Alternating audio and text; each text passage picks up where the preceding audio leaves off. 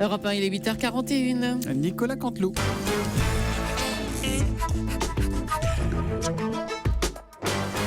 C'est presque de l'info, c'est la revue de presque de Nicolas Canteloup.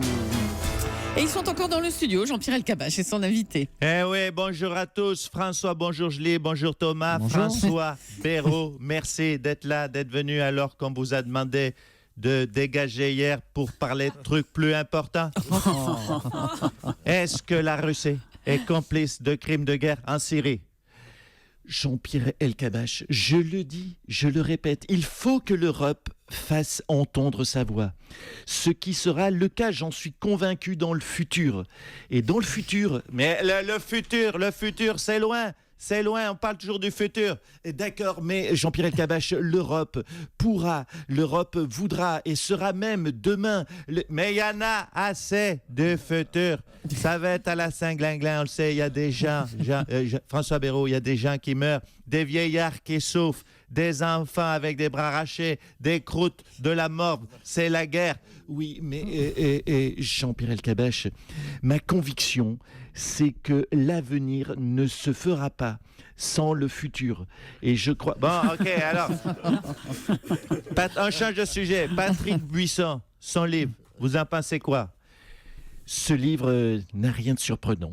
J'ai, par le passé, déjà relevé les défauts de caractère de Nicolas Sarkozy, qui n'a pas hésité, vous le savez, dois-je le rappeler, à me traiter d'abruti, de balourd les grandes oreilles ou autre crétin des Pyrénées. On connaît la musique. C'est Monsieur Cabrol, c'est Monsieur Elkabbach, c'est tellement facile. Alors, question sur la présidentielle. Qu'est-ce qui se passe là? Alors Jean-Pierre, bon anniversaire Jean-Pierre. Ah putain, arrêtez ça. Arrête ta gueule, arrêtez. J'avais dit de pas le dire. Et oui, justement, alors moi, Jean-Pierre, avant l'interview, je voulais souhaiter l'anniversaire à Jean-Pierre en direct. Il m'a dit surtout pas de ça. Ouais, je veux pas de cadeaux les anniversaires, sinon les gens vont se rendre compte que chaque année, j'ai un an de plus. Faut cacher ce secret perso. Comme que... Vite, faut que je trouve une pirouette. Oui, comme quoi, oui, merci pour l'anniversaire. Comme quoi, on peut rajeunir avec les années qui augmentent quand elles font baisser l'âge de ceux qui l'apportent. Ah putain, regardez le cadeau, le gâteau. Regardez, il y a tellement de bougies, on n'est plus aux normes incendies, là. Allez, c'est bon. Merci Jean-Pierre. De débaucher la caserne des pompiers de Paris pour m'amener le gâteau. Allez, bon anniversaire. Il y a même un Canadair qui survole Europe 1. Allez, c'est bon. Ah putain. Bon anniversaire Jean-Pierre donc. Et merci, on va accueillir un autre Jean-Pierre pour les titres. Les enfants, mes petits-enfants. C'est Jean-Pierre Pernaut qui est avec nous maintenant. Eh oui, bon anniversaire Jean-Pierre, bon anniversaire à tous, bonjour à tous, ma chère Julie, Thomas, Raphaël, tout le monde est là, Louise Ekland, et bonjour à la petite charmante bourgade d'Europe 1, ce petit village où tous les jours Thomas, le petit Toto, comme l'appellent les anciens, livre les nouvelles fraîches avec la banane qu'il a dans la voix et dans la main, et qui glisse sur les peaux et commet des maladresses avec Jean-Pierre Elkabbach. Allez, c'est parti sur les titres pour les titres. On vous écoute Jean-Pierre. Disparition, Shimon Peres, doit-on le rappeler, est mort, mais est-ce que l'on en est vraiment sûr? Effectivement, Christine Boutin n'a rien tweeté à ce sujet, donc soyons méfiants.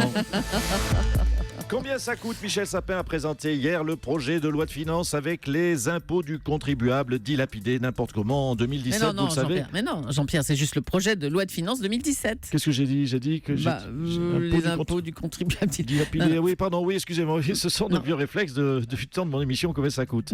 Non, pardon, donc un projet de loi de finances 2017, donc qui adoptera notamment le prélèvement à la source pour les impôts des honnêtes contribuables spoliés pour financer des ronds-points inutiles, des ponts qui ne mènent nulle part et des... Pardon, excusez-moi, encore un vieux réflexe du temps de mon émission, combien ça coûte? Décidément.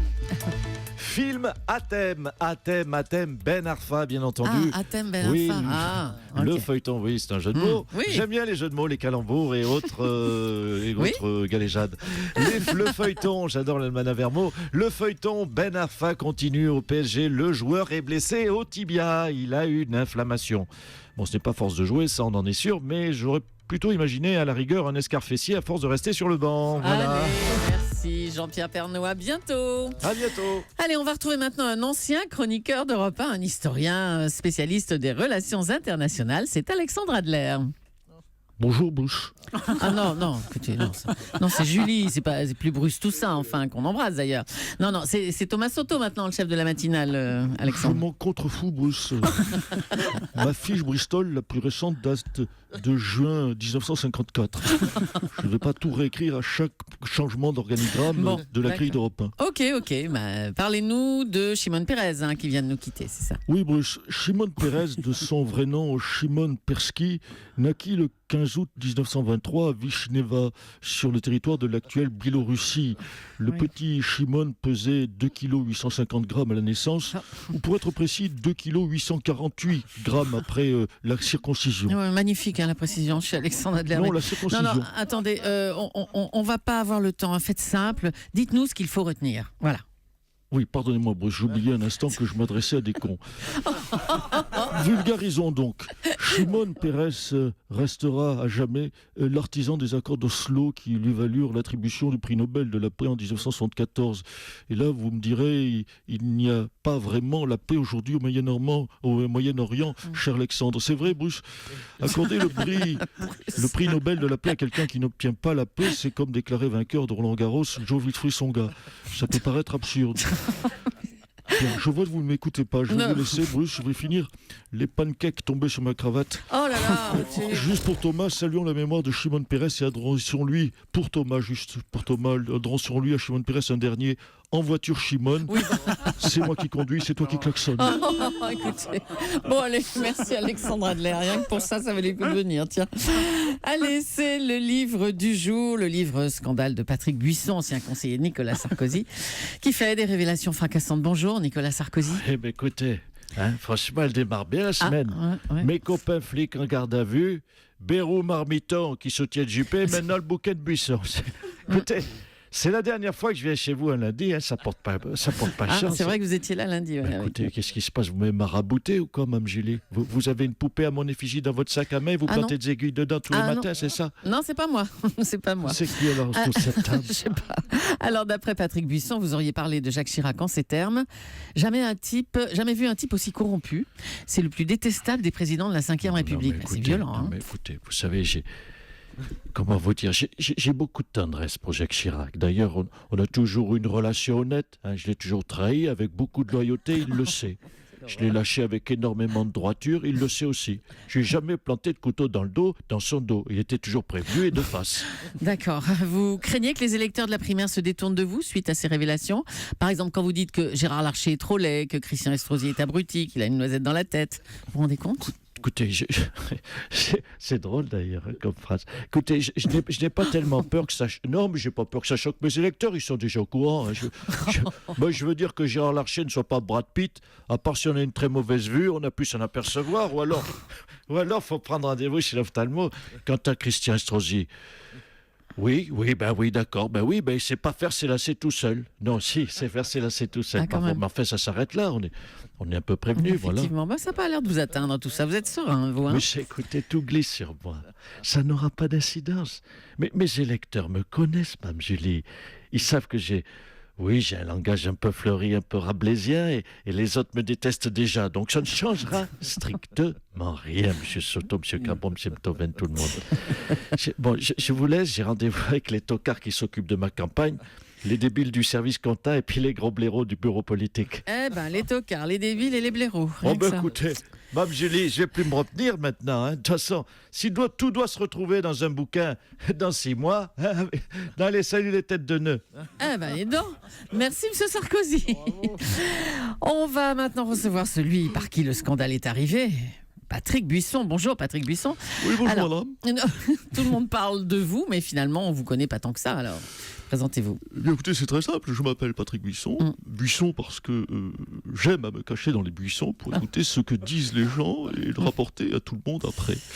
Avant, je m'appelais Patrick Caniveau, mais je me suis un petit peu embourgeoisé, dois-je le rappeler. Maintenant, c'est Patrick Buisson, c'est mon côté écolo-rapporteur. Mais enfin, c'est pas bien de rapporter. On ne vous a jamais appris ça, à vous. Oui, je sais, c'est mal, mais que voulez-vous? Madame Leclerc, j'adore ça. Vous savez comment, est-ce que vous savez comment Thomas Soto appelle Laurent Cabrol? Oh, bah, non, attendez là, quoi? La chèvre de Mazamet. Oh, Je vous le signe, Oh, le je vous le salaud. signe, je vous contresigne. Je l'ai entendu en me cachant dans les petits buissons du restaurant L'Avenue. Ah oui, d'accord. Avenue Montaigne. Oui. Restaurant, vous savez, vous connaissez ce restaurant de prostituées russes où Monsieur Soto d'ailleurs a son rond de serviette. Bien sûr. Non mais arrêtez enfin. Mais ça nous intéresse pas vos ragots et en plus c'est pas vérifiable alors vous pouvez dire ce que vous voulez. Vérifiable. Écoutez, c'est vérifiable, j'enregistre tout. Vous voulez écouter mon iPhone? Bah, J'ai un enregistrement où Madame Polony appelle Monsieur Enthoven le grand con avec une veste noire. oh bah dis donc. Eh ben Natacha.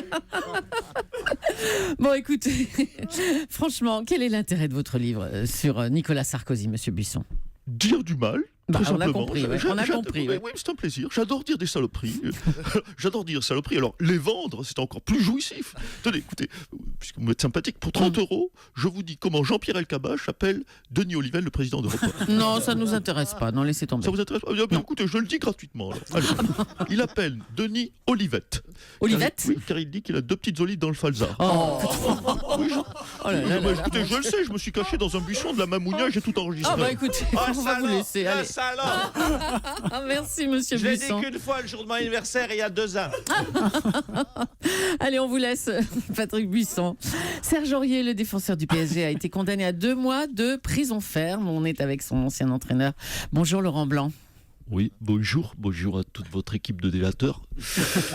Autant sur l'autre plan, je vous dis bonjour autant sur un plan matinal que cordial. Écoutez, Très bien, oui. vous en souvenez sans doute, Serge n'aime pas les fiottes. Je lui souhaite donc un excellent séjour en prison où il devra faire preuve, si j'ose dire, de plus d'ouverture, tant sur un plan spirituel que sur un plan A3. Oula, oui, bon, écoute, c'est bon. Merci beaucoup Nicolas Canteloup et la revue de presse que qu'on retrouvera demain à 8h40 sur Europe 1.